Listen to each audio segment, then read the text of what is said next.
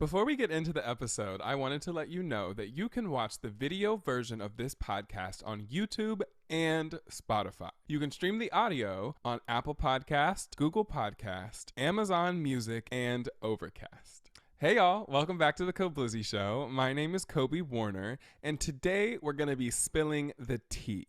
That is my way of saying we're doing a Q&A. But before we get into that, we have a couple things to cover. My song of the day is not really a song. Well, actually, it is a song, but it's also an EP. My song is Immature by Flow, and it comes from their project. It's an EP called The Lead. So I listened to this EP for the first time the other day because I've been hearing about this group recently, Flow, but I saw on Twitter that they accredited Brandy as one of their musical influences, and that they'd said the UK had the Spice Girls as like a power girl group, but they hadn't had like this power R&B group, girl group at this moment, or they'd never had, I don't know. I'm not well versed in UK girl groups, but that prompted me to listen to their EP, and it was really great, and I highly recommend it. It's like modern R&B music, and it's three women, and I really loved the song Immature. I also really like the song Cardboard Box. I think that's the one a lot of people know, and yeah, I really enjoyed it, so I highly recommend. I am very excited that Beyonce's album Renaissance comes out this Friday. We haven't had a solo Beyonce album since Lemonade in 2016. And then we got Everything Is Love in 2018 and The Gift in 2019, but we haven't had a solo album. So I'm so excited, and Break My Soul was like this house song. So I'm thinking it's going to be like house music, and the track list came out and it is very, very interesting. I am claiming tracks 1, I'm That Girl, number 12, Thick, and number 14, America Has a Problem. So those are the ones I'm most excited for based on the titles. I'm so excited for this album. My queen is coming back, and I just wanted to mention that before we got into the topic. Today, I'm also going to mention a TV show or movie of the day. Today, it's a TV show, The Real Housewives of Atlanta. I've been watching since the summer of 2021. I'm finally caught up, so I'm on season 14, and I'm watching it live, which is, on one hand, a great accomplishment. 14 seasons of The Real Housewives is quite the undertaking, but now I have to wait a week to watch one episode, which really pisses me off, but I really enjoy the show, and that is my TV show of the week. I also want to mention RuPaul's Drag Race All Stars All Winners. All Stars 7 comes to a close next week with the finale. No, this week, this Friday, on the same day as Beyonce's album. It's a very busy day, and I am super duper excited. I'm rooting for Monet Exchange. I hope she wins. I would also be happy if Jinx won because she's been lighting the competition aflame. Speaking of RuPaul's Drag Race, the first question is, what would my drag name be? So I have thrown around a couple of different ideas when it came to drag names over the years because I've thought about doing drag many different times. I look like that meme for a second. If you're watching the video, I was like, anyway. At one point I was going to name myself Chamomile, like the T, but with a K. So Khamomile.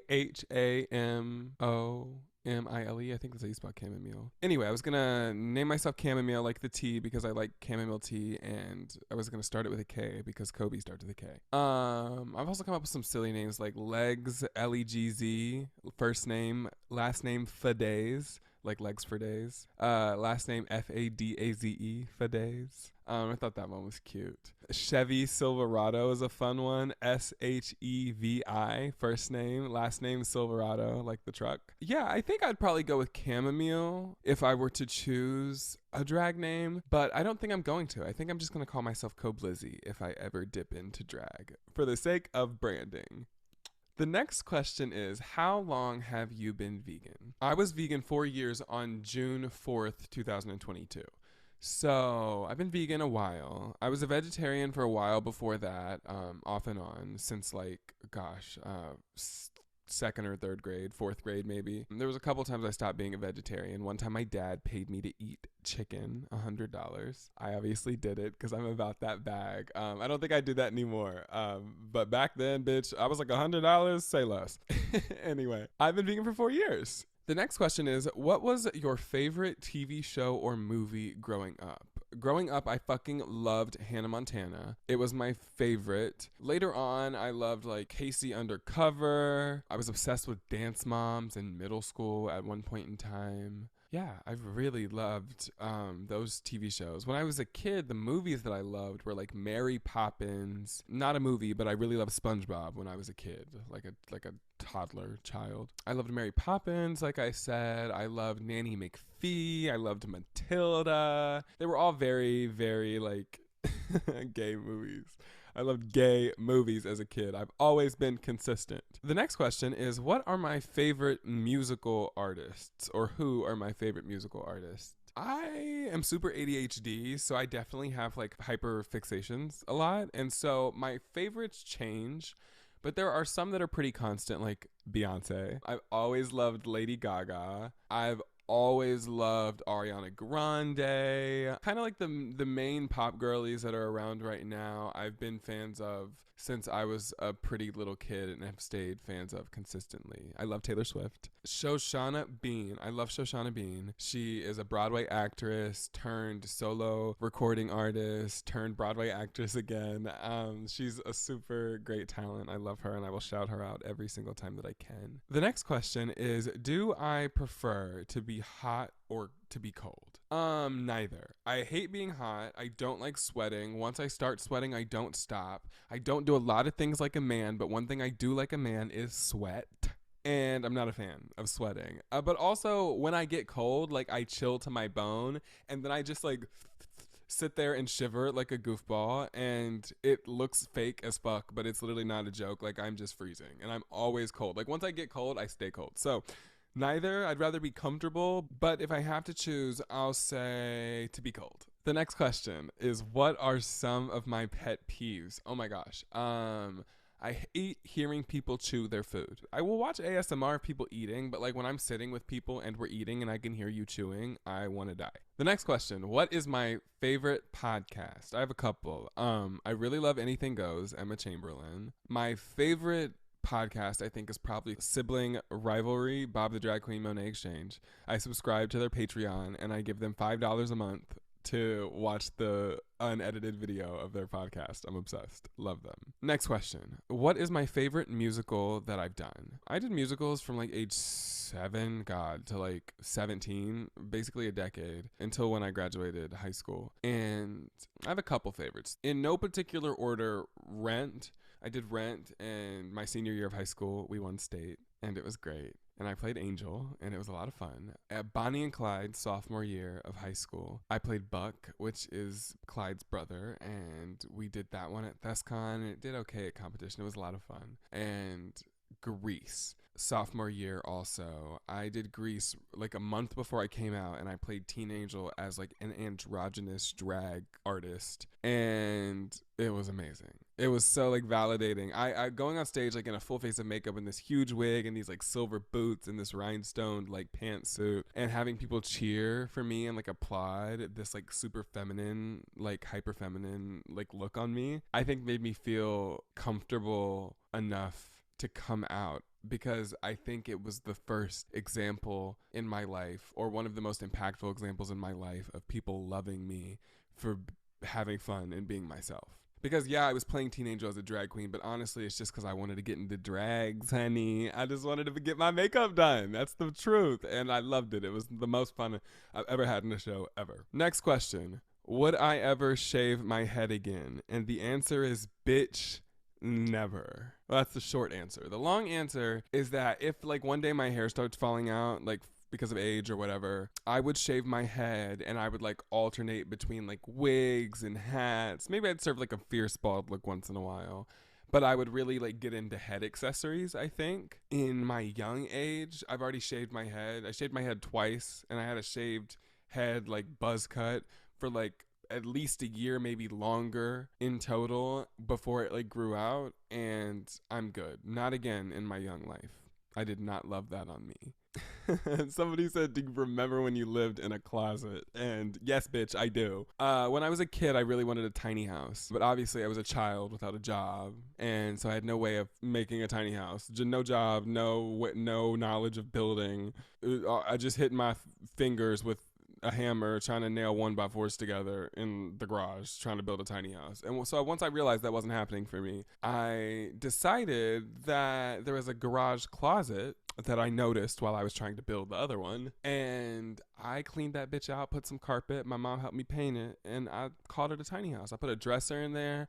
I decorated it. I slept in there for like a week. And for about a week of my 8th grade, I think, maybe 7th, no, I think it was 8th grade, I lived in the closet, in the garage of my childhood house. It was crazy. I didn't live there very long. I don't recommend that. It was hot and not practical at all. Who wants to live in a garage? I felt like Cinderella, like Harry Potter, but it was a choice. And you know what? That closet was under the stairs too. I really was giving Harry Potter teas. What is my relationship with social media?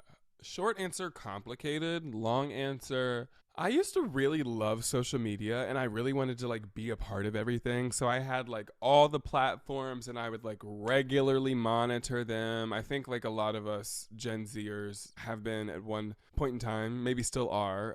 But for me, I've departed from that. And I don't have TikTok on my phone. I don't have Facebook on my phone. There's no point. If I need to access those websites, I'll get on my computer and I'll get on the website. I have Twitter on my phone. I don't really post. I just like to read and to scroll. And that's probably my favorite. And I have Instagram and I do post on Instagram, but I'm really kind of tired of that one too. I'm trying to like reimagine my relationship with social media because I don't like it the way I used to and I don't want it to be a part of my life the way that it's always been. And so I'm not super sure how I'm going to solve those issues just yet. But I don't love social media, especially TikTok. I think that TikTok is way too powerful. And I think the way that it informs culture at this current stage in society in 2022 is incredibly like, wow, I cannot believe they do that and have the ability to be so powerful. But on the other hand, it is dangerous. And it wields a crazy, the pink sauce. This girl on TikTok selling pink sauce and fudged the nutrition facts so she could say that there were 444 servings in the bottle because she wanted to put an angel number on it. And people don't even know what it is. And it's a craze and it's a trend. And I see it all over Twitter because I'm not on TikTok. So I don't see the TikTok stuff on TikTok. But I hear about it because TikTok is so powerful that it permeates all the other platforms. And I don't know if you guys have gotten the new Instagram update, but now Instagram's like feed is like scrolling like TikTok. It's not like a smooth scroll anymore. It like is like on a carousel that goes like up and down rather than side to side. This is crazy. Everybody is no longer interested in being original, and all of the social platforms are now just trying to pretend to be TikTok and cater to TikTok. And so now we have Reels, and now we have these videos on Snapchat, and now there's these, and I just can't take it. Like, I do not like TikTok, and it's permeating all the platforms, and I can't. I could go on a tangent about this all day long, but I'm going to move on to the next question. I just cannot believe how powerful TikTok has become. What are some of my dreams or things that I'd like to accomplish? Oh man. When I was a kid, I really wanted to be a Disney star. That didn't happen for me. I still would really like to be on television. I would like to have like a talk show. I'd love to turn like the KOBLIZZY show into the Kobe Warner show on TV, or have like a talk show, a creative take on that timeless format.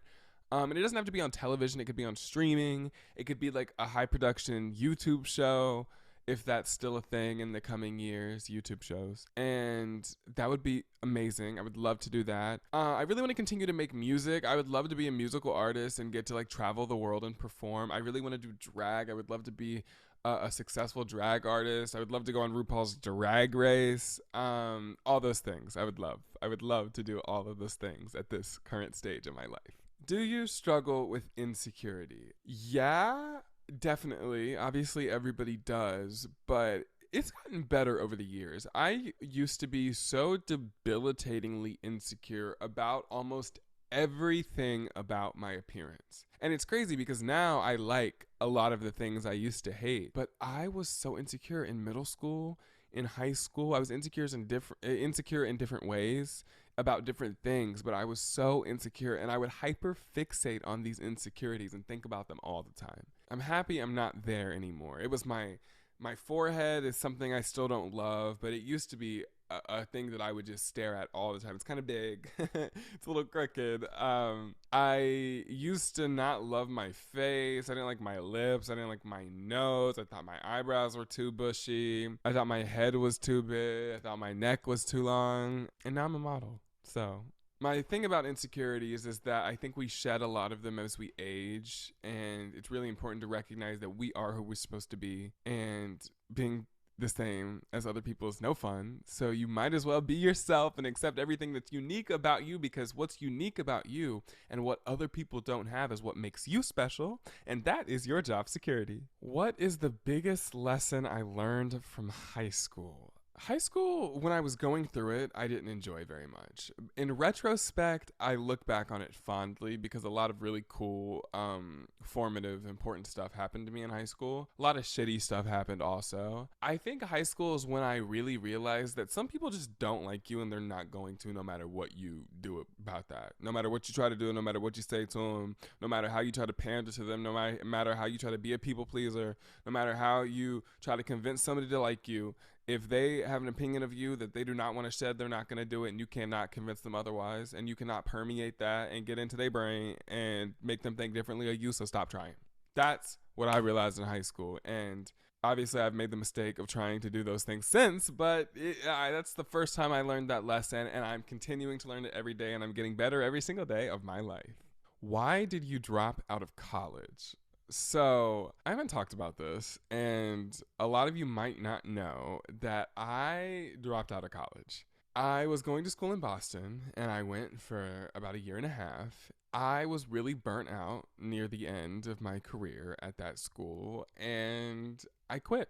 And it was a really hard decision to make. It was really emotional. I was really depressed, but I was just so miserable, and I had to find a way out. And so I came home in February of this year, back to Atlanta with my parents, and I did a lot of healing and recovering and was miserable for many more months. And then sometime this summer, I kind of found my footing and stood back up and decided that I had other things that I needed to be doing and that I could not wallow any longer. And then I signed with my agency, and then I created this podcast, and now we are moving on up once again, people. Who do I look up to is the next question. In real life, I look up to my parents a lot, and I love my parents so much. I look up to people who are honest. I look up to people who are free. I look up to queer people who express themselves freely and be who they are and be their authentic selves. I look up to all of those people, even the ones I don't know, everyone. In terms of celebrities, I look up to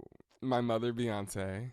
I look up to Billy Porter. I look up to people who stand up. I look up to Lady Gaga. Lady Gaga has always been a stark LGBTQ plus ally, always, forever, and always has been, always will be, and I love her for that. What is your toxic trait? Oh my God. So I don't talk to boys at this stage in my life. I am sexually attracted to boys. I don't know if I'm romantically attracted to boys because they drive me up a fucking wall. They drive me crazy. So annoying. I'm not good at talking to boys. I don't want to text. I don't want to face. I just can't do it. I don't want to talk. I know that's required of the dynamic, but I just wish I could do it on my own terms. I know that I can't. I know that somebody else is involved. I know that I have to be considerate of that, which is why I stay out of those situations at this stage in my life, because I'm not willing to put up with it. How do commonly gendered things like bathrooms and sports affect you? Do you have any ideas of where we could go from here to improve? Being a non-binary person, I find myself obviously like standing in the world and being like, I'm non-binary. I use they, them pronouns. This is me. But unfortunately, most people still see me as a guy. Most places don't have non-gendered restrooms. Most places, if something is designated by gender, it will say man or woman or male or female. And I just kind of have to put up with it. Sometimes it bothers me more than others, but I just feel like that's something I really cannot change in real time at this moment. I can't snap my fingers and make that a different reality. And so I try not to let it bother me. I try not to be angry when people assume that I'm a man, when I just have to recognize that they don't know any better. And That's kind of how I keep my peace, or try to. But I don't play sports, so that part doesn't affect me. The bathroom part, I just use the men's restroom. I love when there's all gender restrooms. That's really like affirming and nice. But, you know, I really don't know about how we could change or improve that other than just make all gender restrooms. The sports issue, that's a topic for another day. I do have lots of opinions about that, so I think we're going to have to circle back. What are 3 things that you would do if you were president? So I wrote down my answer to this question before I recorded the pod just so I could accurately depict what I was trying to get across. And so that is what I'm going to read now. My answer to this question would be to legalize and decriminalize marijuana on a federal level and have all of the people who are in prison for minor drug charges released. The second thing, in light of all of the Supreme Court bullshit going on recently, I would protect everybody's right to exist as their authentic selves and their right to their bodies and choices on a federal level from now until the end of time. Number 3, I would mandate that fossil fuel tycoons stop killing the planet and then telling us that we need to reduce our carbon footprints, which we do, but also they are the ones causing the majority of the issue. And so that pisses me off when they try to be like, oh, well, use a metal straw and you will save the world. Like, yes, use a metal straw, but also stop fucking fracking. Oh, the fracking. The final question. What was moving away from your hometown like? How did that affect your mental being? And what did you like or dislike most about it? I was really excited to move away from my hometown, so much so that I wrote a song about it. And you can stream Hometown at my Linktree, linktr.ee/KOBLIZZY. So in the moment, I was really happy to go. But I pretty quickly, moving to Atlanta and then to college in Boston, I pretty quickly missed my hometown. And since I've left, I appreciate it a lot more. But when I was there, it was time to go. It was time to leave. I had been stationary in that place for long enough. So I'm happy to be gone. I'm happy that I don't live there, that it's not my home base anymore, but I do miss it. It was positive for my mental health, for sure, the initial move in the beginning. And since then, I definitely think that if I were still there, if I had stayed there, I'd be a different person because I needed to go away and grow. I had a lot of growing to do and still do. And I think maybe that place is too small to foster the kind of growth that I need at this time in my life. I love my friends there. I love the people that I know. I love going back to the places that I used to frequent, restaurants, the beach, friends' houses that I used to go to. There are some really special spots there that are close to my heart. But the overall vibe, the overall ideology of the area, the humidity, not into that. So with that being said, I'm going to wrap this up. Thank you so much for listening to this episode of the podcast, Spilling the Tea edition. I am so happy that you were here. I love you even if I don't know you, and I hope you come back next week. Over and out. Mwah.